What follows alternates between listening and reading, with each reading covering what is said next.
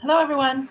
Welcome to our webinar, Enterprise Digital Twins and Maintenance 4.0, the winning combo. My name is Stephanie Kidder. I am the CMO at Cosmo Tech, and we're really pleased to see you here. I'll see, so numerous, and also hope you're all doing well with everything that's going on. We will get started on the webinar now. And this is being recorded, so we will be able to send you the recordings afterwards. Everyone is going to be in listen-only mode, but don't hesitate. We will have a Q&A section at the end. You can wait until the end, or feel free to put your questions in as you go along in the box. If there are things we can answer directly by text, we will, but we will respond to the questions at the end. Everything should be go well. We did a lot of tests, but if we do have any technical or connection issues, we're really sorry about that.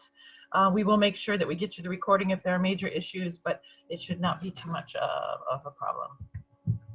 So we'll start off with the welcome and introduction, and then Jean Goutierre and Michel Morvan will talk to you about a new approach to obsolescence management under Capex constraints. And then Michel Morvan will give you a short presentation on digital twins and what enterprise digital twins are, and then we will go into the Q&A. So I will give Michel and Jean the chance to present themselves. Jean, would you like to start? You're on mute, Jean. Hello to everyone, I'm Jean Goutierre, so expert leader in Renault organization for Industrial Systems 4.0. I report to Production Engineering Vice President, and my expertise is about all topics of Industrial System 4.0. Great. Michel? Yes, hello everyone. I am really happy to be here to introduce myself and present on this topic with Jean Goutierre. So I'm the executive chairman and co-founder of Cosmo Tech. I will say a couple of words about Cosmo Tech later, but what we are doing is in particular enterprise digital twins, and we apply these enterprise digital twins to manufacturing, supply chain, and we have a great partnership with Renault.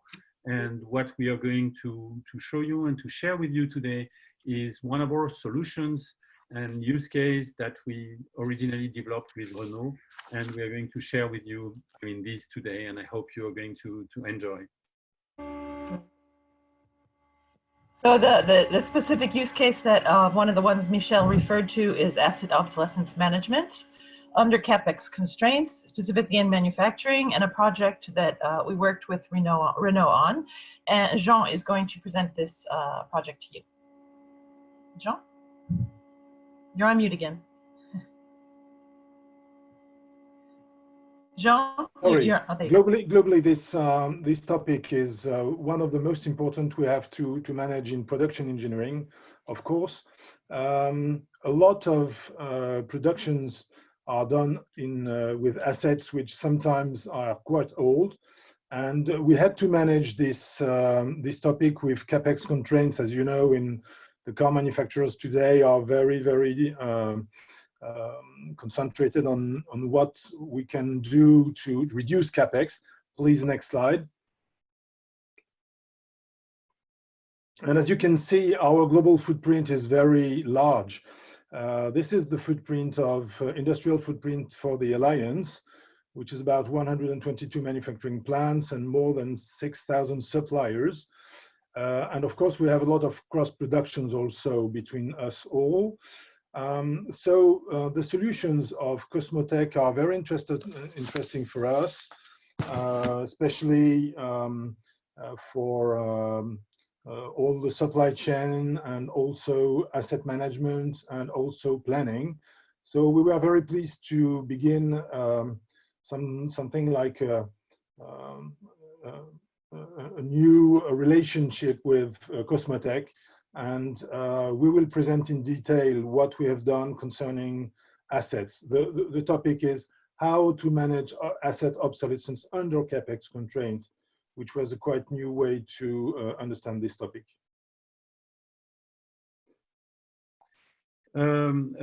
Well, so a couple of words about Cosmo Tech. We are a software vendor, so we are a global software vendor, and what we sell are what we call enterprise digital twins solution, and we address these solutions for industrial companies, and these twins can simulate and optimize operational efficiency. So you can understand that in the current situation, more than ever, being able to optimize operational efficiency is extremely important for the whole industry, and in particular for the car manufacturing industry, but not only. And our solutions are there to help doing so. So if you can go to the next slide, please. So, a couple of dates and figures about the company. Cosmo Tech is a startup company that has been created in 2010 in France. We had a different a series of funding in 2014 of 4 million euros, and then in 2018 21 million euros, and different prizes we are very proud of in the meantime. And the very important thing I want to share with you, because maybe you hear the word startup and you say, okay, it's a small company, they're just doing prototypes or proof of concepts or whatever. The very important thing about our solutions is that our solutions are deployed at industrial level with a couple of very big customers, but they already are in use, in production, and that's one of the characteristics of what we do. And of course, with these solutions, we provide all these customers a big gain, big value, and that's of course what we are going to share with you with Renault on this specific case. Next slide, please. So yeah, as we said, and I will give the stage to Jean. What we are going to present today is a new approach to obsolescence management under Capex constraints. So the main challenges we had for this was how to come from a local situation of managing asset obsolescence to a global one. It means how we could use experience of plants to have a global vision for the Capex owner that production engineering is. So one of the points are, of course, ineffective obsolescence management. You can know that a lot of our assets are, of course, quite old. We do not renew all the assets for each vehicle or each powertrain or engine. And so something like 15 to 35%, it depends on the plants, of course, of the assets are a bit old. And so we have to, of course, manage this carefully. One point is, of course, to evaluate also the scale depreciation of our plants. It means that plants are sometimes in difficulty to manage repair or maintenance of these assets because they are quite old. So this is one of the points we have to take in account. Second point is the scarcity of spare parts. Of course, a lot of the spare parts are sometimes available on the market, but the number of the spare parts are decreasing in our plants, and also the price of the spare parts is getting higher and higher. One of the other points is, of course, the fact that we don't know exactly when we will be able to manage the replacement of these assets, and it means that we have to have a strategy for these spare parts, of course. And of course, one of the points is that we have no visibilities because people were working each plant for each plant, and we had not a global overview. Next slide, please. So the question we wanted to share with Cosmo Tech was how to optimize the life cycle of industrial assets while maximizing the return on investment. Of course, the cost of the stoppage for these assets is very important, and we had to manage this point also. Next, please. We decided to make a first study with Cosmo Tech, and I can say that this study was really successful. In 3 countries, which were Spain, France, and Slovenia, in 8 factories, which are building cars, 5 in France, 2 in Spain, 1 in Slovenia. And we decided to work on more than 500 sub-components, which were PLCs, in fact, which were composed for all of them about 5,000 assets. So the scope was quite large. Not all the assets of Renault, of course, but large enough to prove the value of Cosmo Tech solutions. Next slide, please. The situation before that was that prioritization was made with no real evaluation impact. And as I said, it was made in each plant.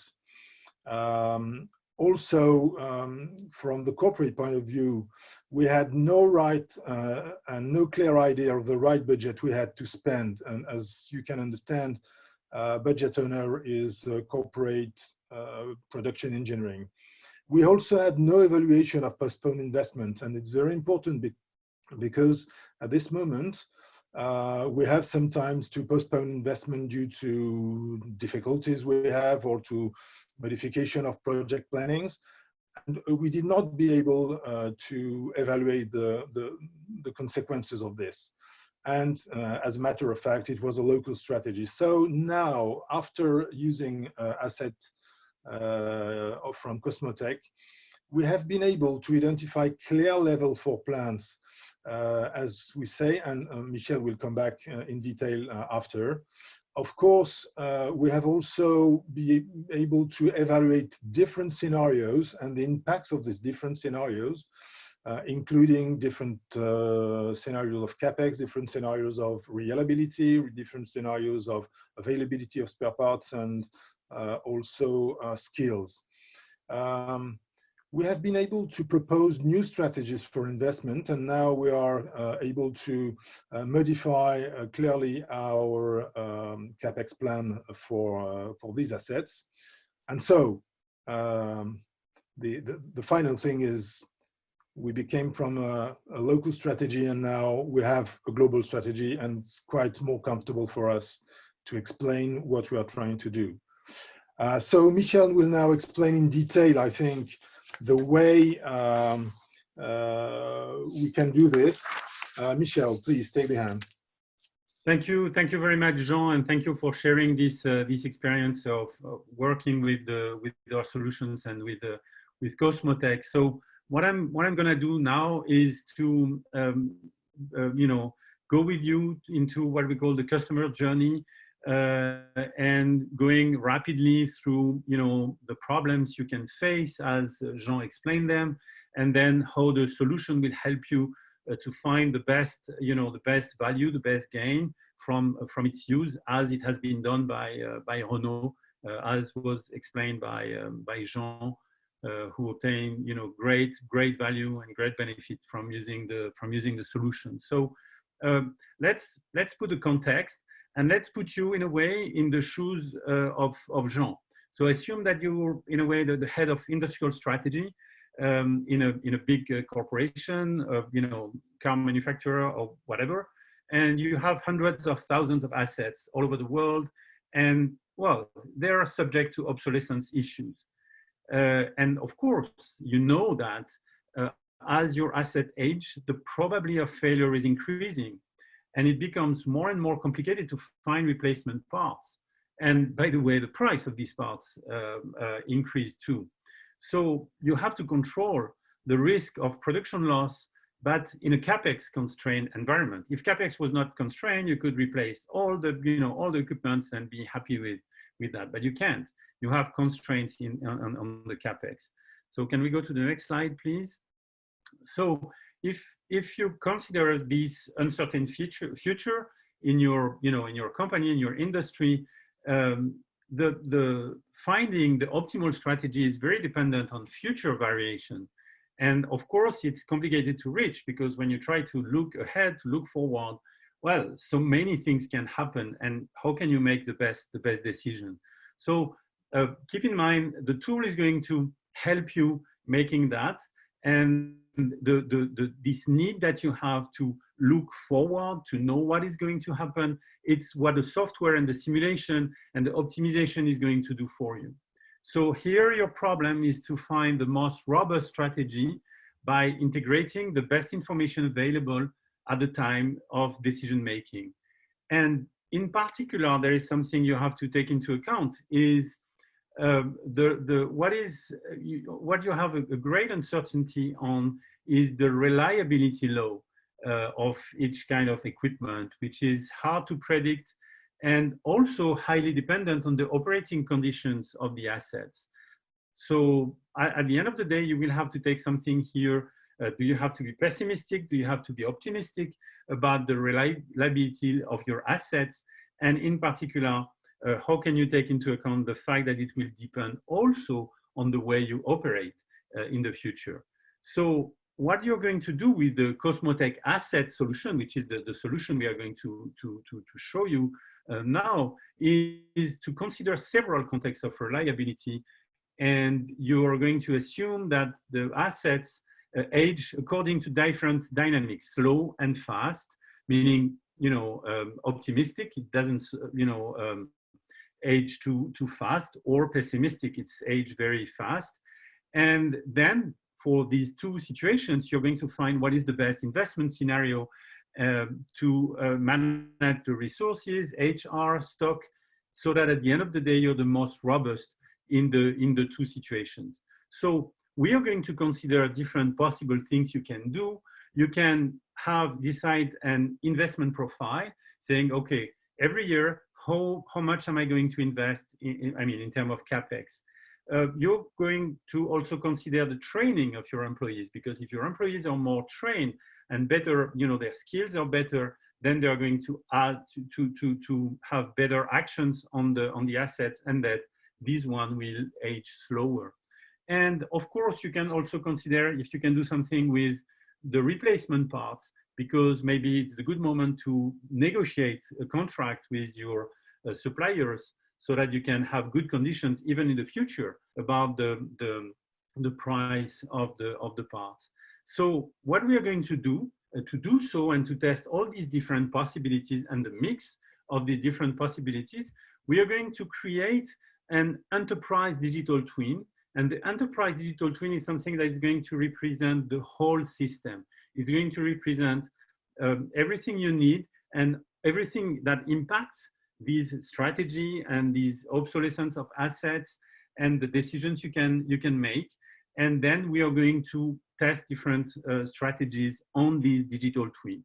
You can go to the next slide, please. So it's quite simple in a way. What is going to be in the enterprise digital twin? It will be, the enterprise digital twin, it's going to be a replica of your factories as a whole. Well, you take the one you want to consider for the problem you want to solve, and you consider all the factories, you consider available spare parts, human resources, financial resources, and so on and so forth. You consider the asset hierarchies, which is the components and subcomponents. And so you have all these different elements you're going, sorry, to take into account. And that's what we are going to do. And the software will help you. Once you have created the enterprise digital twin, you are going to have a workflow inside the software that will help you make the best possible decision. So let's go in the next slide, go to see this workflow. So the first thing we are going to do is to say, okay, we are going to create, once we have the enterprise digital twin, we are going to create a baseline scenario. What is the baseline scenario? Baseline scenario is very simple. It's the one in which you don't invest, you don't have any preventive action. You just have your assets in your factories and you run them, to failure. And when they fail, you can repair them. And if they fail too much, well, then you're going to replace them, right? So it's very simple. The first thing, we are going to define the baseline scenario. Then let we go to the next slide. And once we will have done that, we are going to take this baseline scenario and we are going to simulate over a period of 10, 20 years, what is going to happen if you play this scenario, meaning if you don't do anything, don't do any investment, no preventive action, what is going to happen? And so we are going to look at the risk likelihood to have an issue. And we are going, of course, to monitor that with KPIs, cost of corrective maintenance, production loss, TOTEX. And so we are going to do a risk assessment based on this simulation of the baseline scenario. Remember the one, you don't do anything, you don't invest, you just run business as usual and see what happens and be only curative.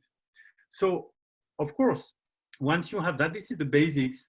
You're going to compare other scenarios in which you do some, risk mitigations initiatives, so you can play on some aspects. So now you're going to see what would have an impact on these KPIs. So, for example, you can look at what happens if you invest more, doing, I don't know, preventive maintenance, asset replacements earlier, or if you train employees, or if you negotiate the contracts for spare parts in the future with a fixed price, which makes that you're not going to pay a lot because they are not spare parts anymore available anymore.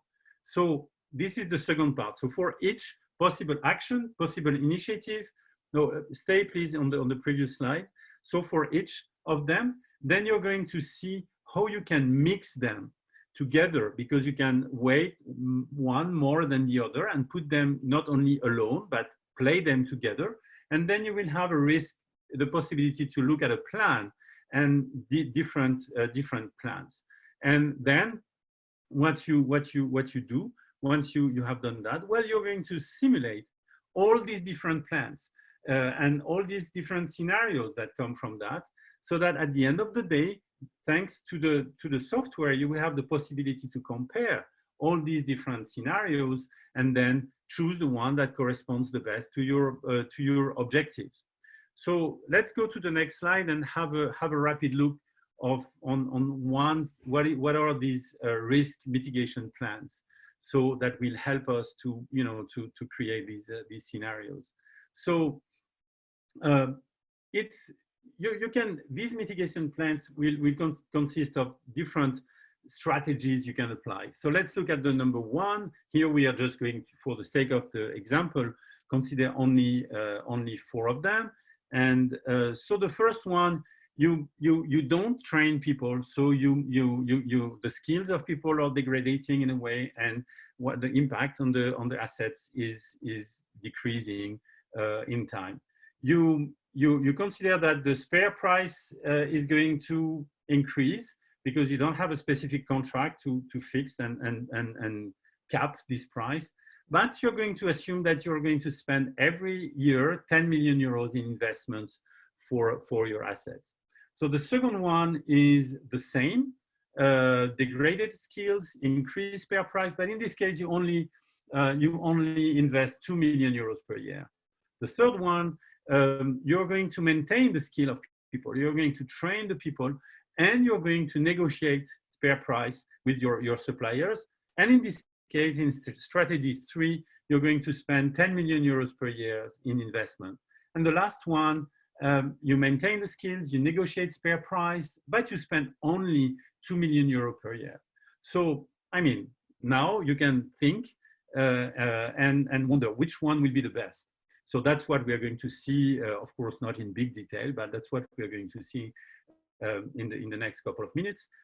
Just one point, of course, you can do much more, strategies. You can mix, for example, start by spending a lot, then spending less, and whatever. We are just going to see this example. So let's go now to how you're going to do it with the software by going to the next slide.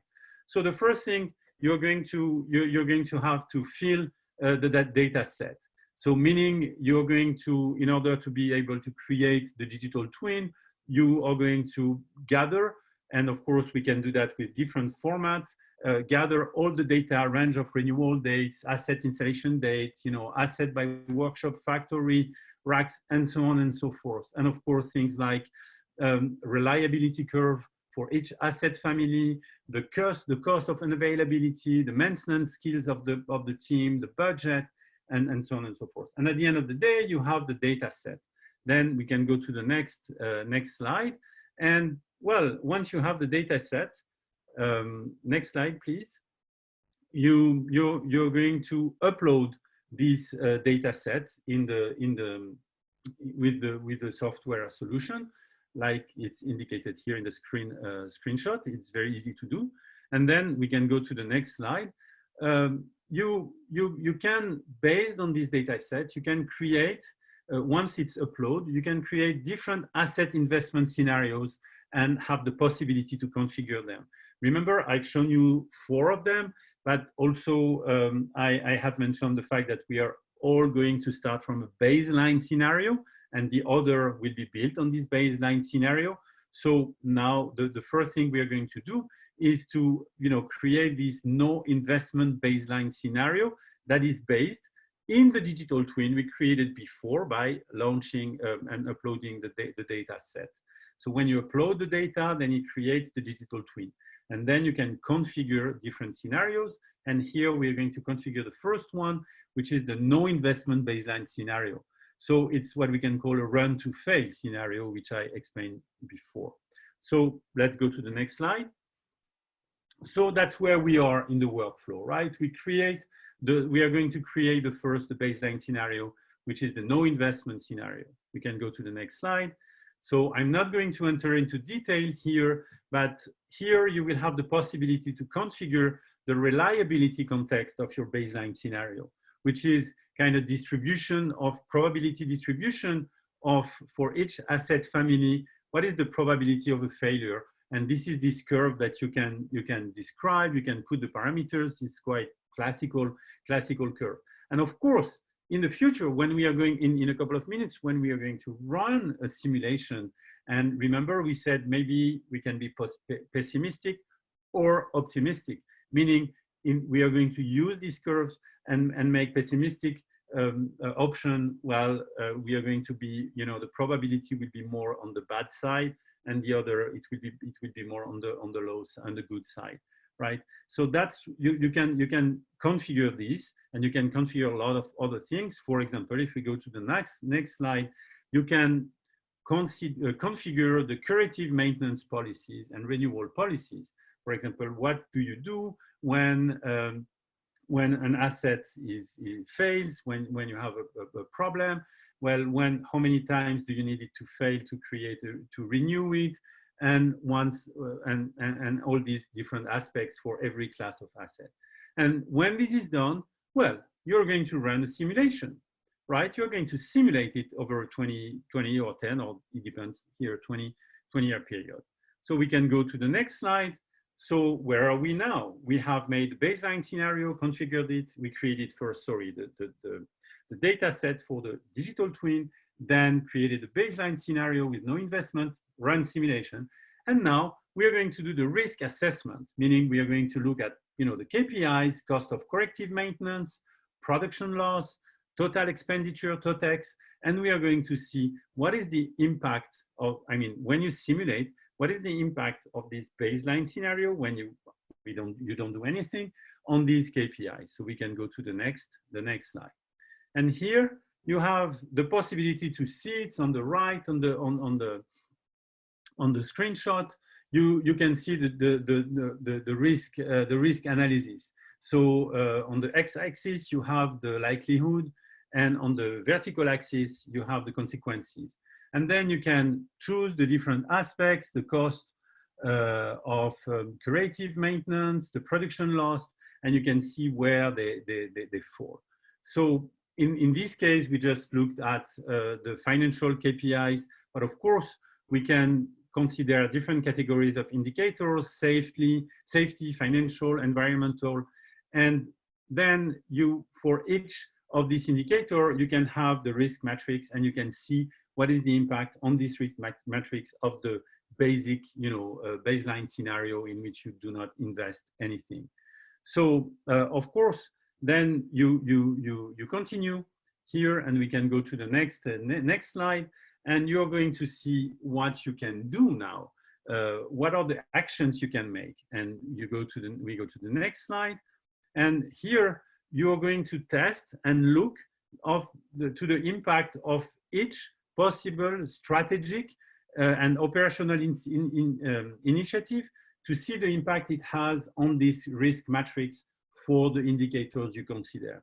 So you can, see different initiatives, invest in a new asset in factory one, invest in a worker training program, negotiate spare part purchase contracts, increase PLC inspection frequency, whatever. You have different things that you can do. And for each of them, you run a simulation which allows to you what the impact is on the risk if you just do this one, right? And then we can go to the next slide. And the next slide in the workflow shows that now we are in the risk mitigation plan. And now if we go to I think you're already on the next line, right? Next slide, no, previous one, please. Previous slide, thank you. So then, oops, no, the next one. Next one. Thank you. So in the final step, what you're going to have the possibility to simulate different mix of these different actions that you can make, and you can look at the impact of these different mix. And we can go to the next slide. And then once you have done and you say, oh, if I do this mix, I take 10% of this one, 25% of this one, I do this that way, then you can say, oh, this is an interesting scenario. So you can then create a scenario. And we go to the next slide. So remember, we had originally only one scenario, which is the baseline scenario.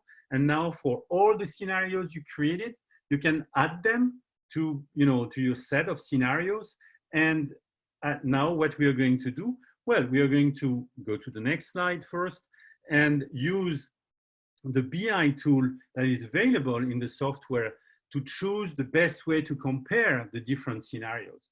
Okay, so you have a lot of different things that you can do. I'm not going to go into big detail, but let's go to the next slide. Here in this slide, here's what you can see. You have four big squares. Let's look at the first one, the left, upper left one. You have four bars. The bar number one is what happened in the baseline scenario in terms of spending. Because it's orange, it represents OPEX spending. If you don't, this is your baseline scenario and the pessimistic one, right? So that's what you're going to spend if you don't do anything. And if, things don't run well and you're in the pessimistic scenario, that's what you're going to spend. Then the second one, the blue-orange one, is, well, one of your scenario in which you invest 10 million every year. And of course, if you invest 10 million every year, well, bad luck in this case, because you're going to spend less in OPEX, but what is blue is the Capex. And we are still in the pessimistic situation. So in this case, it will cost you more than if you do nothing. And what you see, the third bar and the fourth bar, it's the same, but in the optimistic case. Well, I'm sure you're not going to choose, just this scenario. And every other one corresponds to, this was scenario one. Remember, then there is scenario two, in which you spend only 2 million every year, but you don't do anything. And then scenario four, bottom left, and scenario three, bottom left, and scenario four, bottom right. And then you have the possibility to compare them. Of course, once again, you can use different kind of, user interface, different things. You can consider a lot of different, possibilities. And then you go to the next slide. And if you go to the next slide, then you can see that when you compare, the best strategy is strategy 4, in when you invest to maintain the skills of peoples, you negotiate spare price, but you only spend 2 million euros per year. in this case rather than 10, and it's much better. So in this thing, what you can see, and once again, I'm not going to go into detail, is that over 5 years, if you do that, you have cost control. On the long terms, you have over 10 years, for example, you can save 25% in cost. And if you add other levers that I didn't describe here, you can go up to 30% cost savings. And remember, we are talking big numbers here. And that if we can go now to the next slide, just to say where we are. Well, we found the optimal scenario, and now you can use it and implement it. So now I will leave the stage to Jean so that he can share with you what was obtained at Renault when they used this and did this analysis. Jean, it's up to you. Yes, I wanted to give a short feedback of the study we made last year with Cosmo Tech with Asset tool. First thing I have to mention and to say is that, of course, it was the way how we used Asset system and Asset tool. First of all, I can say that from the point of view of the user, we found it quite easy to load the data. And to be honest, it was much more difficult to collect them than to implement them in the system. But this was one point. The way to integrate data in Asset was for us quite easy. Second point, which was mentioned by Michel before, but I can say that it's true in the user point of view, is it was quite easy to imagine and to have some different scenarios. What if? In Renault side, we had a lot of type of scenarios. As you can see, we had eight plants and about 500 different assets that we wanted to simulate. And we found at the beginning it was probably difficult to do so, but at the end of the study, I can say that that in fact it was quite easy to get these scenarios. So as results, the first one, which is very important, is that we identified the clear levers for plants to minimize the risks. That was not so easy at the beginning. But we could have the different impacts of, first of all, the reliability strategy that the plants can have. For example, if your plant is using a minimum of preventive maintenance, even in conditional maintenance, they can reduce the probability of failures on their equipment. And we were able to say how and how much it could save for each plant and for each asset. Second point we were able to do was to know what was the impact of the cost of the spare parts. One point very important was that we could have a negotiation with spare parts suppliers and with target prices that we did not have any idea before. So now we are able to discuss with supplier to have some new contracts. And third thing was also to have the impact of the skills of the maintenance professionals and technicians. This was one point also. Usually you have some difficulties to say, please take some time and have some and put some money to train your people, because you don't know how much it can save in reality. But with this tool, we have been able to make this point. The topic is that about 50% of the impact was due to reliability causes. The second was about 30% with skills management, and about 20% of what we could hope was due to the spare part prices. But after, this was for plants impact. Concerning Capex constraint and Capex budget owner, as I told at the beginning, we were able to evaluate impact of different scenarios and propose new strategies for investment. And please, next slide. The result was clear. We had a strategy before, which was about a Capex around 10 million euros per year, which was something we imagined, which was, as I told, something like a bottom-up, but a bottom-up which was not very efficient, in fact. After using these scenarios, we have been able to propose to plants strategies with Capex between 2 and 5 million euros per year for about 10 years, which is quite a large amount of reduction of our Capex, as you can see, and then to follow with 10 million euros after 10 years. And as I can say, it was not so intuitive at the beginning. We didn't have this idea before using Asset, and we are now convinced that new strategies are able to be proposed to plants, not only for only PLCs, as I explained, but also for other assets like robots or other things in our plants. Next. I think that's your turn, Michel, again, perhaps. Yes, thank you. So just a couple of words rapid on enterprise digital twins. Well, you have seen that we have used these enterprise digital twin to create great value, and we are talking of tens and hundreds of million euros of savings for Renault in this case. So what are these enterprise digital twins? Well, let's go to the next slide.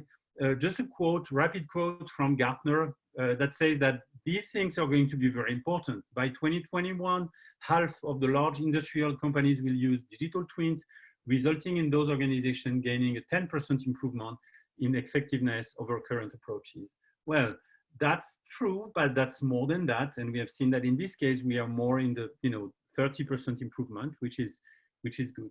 But if you have heard about a digital twin, maybe you don't really understand why we call what we do digital twins. So let's go to the next slide. Traditionally, digital twins were defined on single asset, maybe physical object, IoT, sensor driven, and it gives you put IoT, you create a replica of a physical object, and then you want to know its state in real time. And it's very homogeneous because it's a physical object. It's not like here where you have training of people, you have aging, you have a lot of different things. Classically, it's very, very basic. Doesn't mean it's simple or it's useless, but it's not exactly what we are doing. And here, if you want to forecast the future in these classical digital twins, the only thing you can do is to learn from the data from the past that you gather to know what's going to happen. But unfortunately, we are all learning, in particular in this period, that hoping to forecast the future by learning from the past is very, very, very hard when the future is not like the past. And so that's why we also created on the next slide, the Cosmo Tech Enterprise Digital Twin. So we simulate, we give the simulation possibility to have the dynamic evolution of the system. And the system is not only a simple physical object, but it can be as complex as a factory with robots, with PLC, whatever, employees, and you can complexify that as much as you need to replicate your system. And then you can do what we call real-time operational simulation, meaning it's not something you do just once, but you can integrate new data if you have new information and run again and use it operationally. And of course, you integrate physical, human, financial constraints, and more. You can draw from heterogeneous data sources, and you can find something that is very important. It's causalities. You can understand why something is not running well, and then you can make a mitigation action. So that's what we do at Cosmo Tech, and that's the kind of thing that we just have shown you. We can go to the next slide. So this is not the only use case we use for our manufacturing suite. You have seen this one that is called asset obsolescence management, but we also have production planning and control to optimize production plans to deliver value at every stage of the manufacturing process. You have factory planning and scheduling. So then it's not a set of factories, it's just one factory, and how you can optimize production sequence with the right resource utilization. You have inbound logistics, where you cut logistic costs through inbound flows and route optimization, once again, starting from a digital twin and running simulations and what we call how-to optimization to find the best way to resolve your problem. Sourcing, strategic sourcing, where you optimize strategic sourcing by reducing both supply risk and total cost, and financially optimized maintenance to optimize your maintenance policy with a set of assets. The idea is you make a digital twin and then you can run simulation and do optimization, how-to optimization to find the best scenario. So next slide, please. Just to mention, in this crisis situation, we adapted some solutions of our suite to help industry restart, to support rapid recovery. So that's what we call the global how-to plans for short-term, mid-term, and long-term. So the idea is to say, how can you start again when the crisis will be over? You're probably not going to start as it was in the past. It will probably be progressive, but how can you first analyze the supply chain sensitivity to risk? Because we have learned that some risk in China can affect what happens here in Europe or in France. You can, for the midterm, prepare business contingency plans. And for the long term, you can also build resilient supply chain by integrating uncertainties when designing the industrial network. And for doing that, you cannot do that using the classical approach, which look from data from the past and try to learn from what happened in the past. What is going to happen tomorrow never happened in the past. So that's why you need simulation, and that's what you need, Cosmo Tech likes digital twins to be able to do this simulation and look short-term, mid-term, and long-term, the best possible way to optimize your supply chain and make it more resilient. So, of course, you're going to consider people. How can you protect them? You have to consider external parts, and you can run a lot of different scenarios to find the best solution. And we consider that it can create a lot of value. Next slide. Okay, great. Thank you very much, Jean and Michel. So we do have some questions from people in the audience, so feel free to add questions if you have any additional ones. We will start with what we have. So the first question that I have is, how do you take into account that you might not have considered all the required inputs or lack of information? Oh yes, it's a very important question. Of course, what we do are just twins, but they are digital, meaning they are not the reality. So of course, we are taking into account only what we think that can be useful, but we are not going to take into account everything. So you can solve the problem and respond to the question that you asked by saying two things. First, we can, when we run a simulation, we can do what we call a sensitivity analysis, saying, what if I change a little bit one parameter here and there, and look if it's going to have the impact I expect. And then it's a way to be sure that the levers I'm using are the real one and the good one. If I'm missing one, I may see it using this robustness analysis. The second aspect is a more general response, is to say these tools, the tools we provide based on enterprise digital twins, they are here to help you make decisions. They are not here to make the decision for you. So always look at the results, consider the results, compare the results, go into detail to be sure that the sequence of events that lead to a forecast are coherent using your expertise. And that's the second. We are not magic in a way. Even if what we do is great and you can save a lot of money, it's not magic yet. Maybe in a couple of, I don't know, it's in the roadmap, the magic, but not yet. Okay, great. I think the next one might be for Jean. How did you evaluate your maintenance cost reduction and which data was relevant? We evaluated our cost. First of all, the cost of maintenance was evaluated with the cost of the loss of productions, which is quite an important point, and also the cost of repairs, including spare parts and workforce costs. So this was the way we evaluated the maintenance costs. And the second question was? Which data was relevant? Well, in fact, all these factors were relevant to evaluate the solution. We made quite some assessment on, as we explained, on the price of the spare parts. And we could see that the results were quite different depending on these scenarios of spare part price.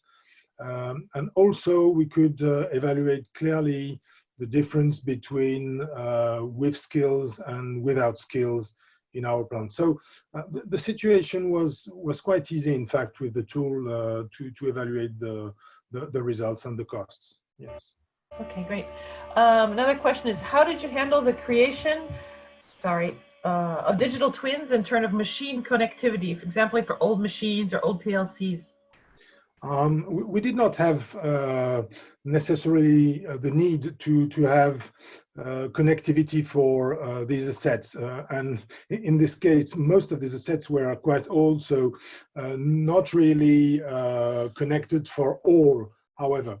But the situation is quite simple. You take the data you have, you do not invent anything. And in some case, if you have connectivity with IoT and so on, you have more precise data. And if you don't, you have data which are just given by maintenance technicians, and that's all. And it's not a problem in for feeding the tool. Mm-hmm. Yeah. So I think in that case, is it so? I think this might be for Michel. Is it very? Does that mean like the IoT data is something that's complementary and helpful when you're implementing a digital twin? Yes, yes, of course. We didn't discuss about this point in this very case just because it was not it was not an important aspect of the problem. But we have other digital twins that are connected to IoT sensors, and we have the possibility to do real time and eat and you know the solution can be fed by these data and take the data into account and then run new operational simulation that help us to make the best decision based on data coming from sensors and IoT. So it's absolutely not opposed, or it's really complementary. Okay, great. Okay, and this question from Dennis. In the case of Renault, PLC is only one part of machine and lines and machine components, mechanics, motors, and they're often down and replaced before the PLC. How would you approach this heterogeneous components for a single machine? We decided at the beginning of the study to focus our study on PLCs. Of course, a lot of other components are up and down before, and you say mechanic, motors, of course it happens very often. But we decided to focus on PLCs, and so this was the reason of the study. However, we are now convinced that if we want to integrate some other components in our study, it will be possible.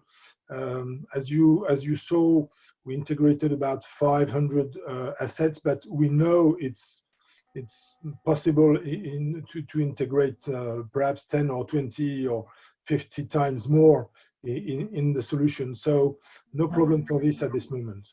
Are there limits on the number? Oh, sorry. Are there limits on the amount of simulations that you can run, or the different models you can do? Or here, if I can just answer rapidly to this one, Sure. In particular to the size of the number of assets. I mean, just to give you an example, with another customer in a completely different domain in the energy sector, we have a digital twin in which we consider approximately 1 million assets, all interacting one with the other. I mean, not all, but a lot of them interacting one with the other. So that's not the, the limitation is not, I mean, specifically there. Okay, great. Another one, savings and maintenance are considered in the ROI, but what about connectivity skills, data, maintaining skills, etc.?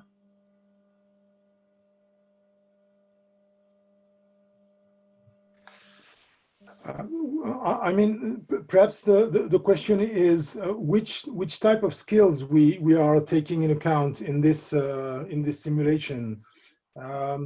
We decided at the beginning to have a global overview of what are the skills. I mean, is it the low skills, normal skills, or very high skills for maintenance people? That was the first approach we had.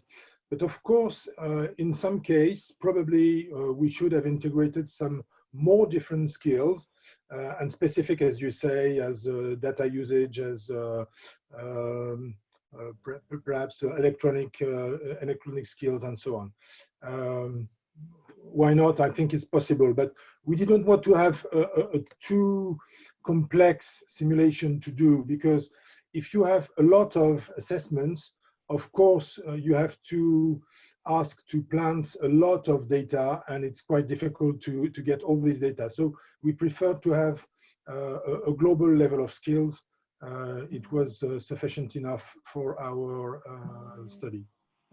I imagine just to complete on that, the solution allows to have much more refined skills, but you can decide not to use it if you prefer to have a first global view. And maybe if at a moment you decide to use the solution, for example, factory by factory, or in a specific context, you can say, okay, now I refine it and let's look more deeply into the different possible skills. This is something that can be done with the solution. Okay. It looks like one last question. Is it a cloud and SaaS solution? Oh, yes, it's a cloud SaaS solution. Yes, yes. The answer is yes. Great, wonderful. All right, well, I think that's all we have today. If anyone has any additional questions, don't hesitate to reach out. I have just one last slide here. We have another webinar coming up on May 14th, and going back to our restart plan that Michel was talking about earlier, we are going to have a discussion on the current crisis and how you can build for resilience. We have Sergio Coz, who worked for many years at Renault and is now working with his own company, Jérôme Fournier from Nexence, who is the corporate VP of innovation, and Michel, of course. And we're going to be talking about exactly how manufacturers are reacting to the crisis, what are they putting in place, and how they're building for the future and how they can come out on top.